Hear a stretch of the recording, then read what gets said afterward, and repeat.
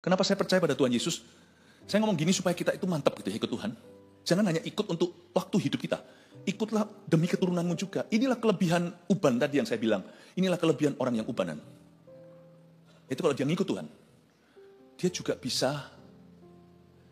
bisa, bahasa Chinese-nya lah ya, tapi ini menurut saya, ini bukan praktek yang diajarkan firman, karena pada firman itu namanya, kalau dalam firman namanya komitmen. Kita serahkan ke Tuhan. Tapi supaya Anda ngerti, saya sudah kuepangkan anak cucu saya ke Tuhan Yesus. Saya tidak kuepangkan siapa-siapa, karena Tuhan Yesus paling teruji. Keturunan Israel hari ini sudah ribuan tahun. Anda lihat bagaimana mereka dipelihara. Allah kalau berjanji sama satu orang, dan orang itu serahkan dirinya, hidupnya dan keturunannya, Tuhan itu setia. Apakah orang Israel setelah Yakub mati, setelah Raja Daud, apakah mereka baik-baik saja? Enggak. Tapi Tuhan itu kalau janji ya, Tuhan itu setia. Bahkan pernah sekali ada seorang Raja Israel yang terkenal namanya Raja Da. Tahu nggak Da siapa? Dakona. Raja Daud.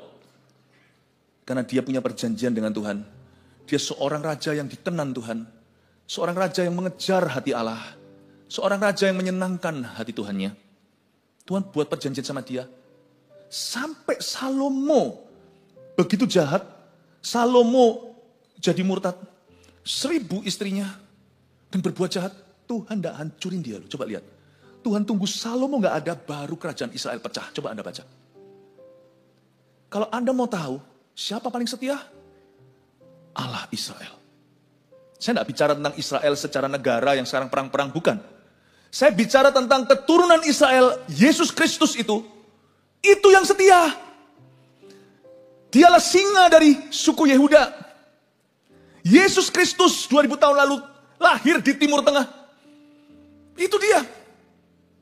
Dialah firman, dan pada mulanya, sejak sebelum Adam dan Hawa, pada mulanya adalah firman, dan firman itu bersama dengan Allah.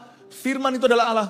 Lalu dia nantinya menjelma sebagai manusia, tinggal di antara ciptaannya. Namun mereka menolak dia, karena manusia lebih suka kegelapan.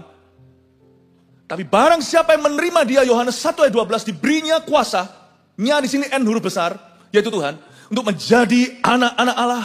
Barang siapa yang percaya kepada Yesus, Yesus ini Tuhan.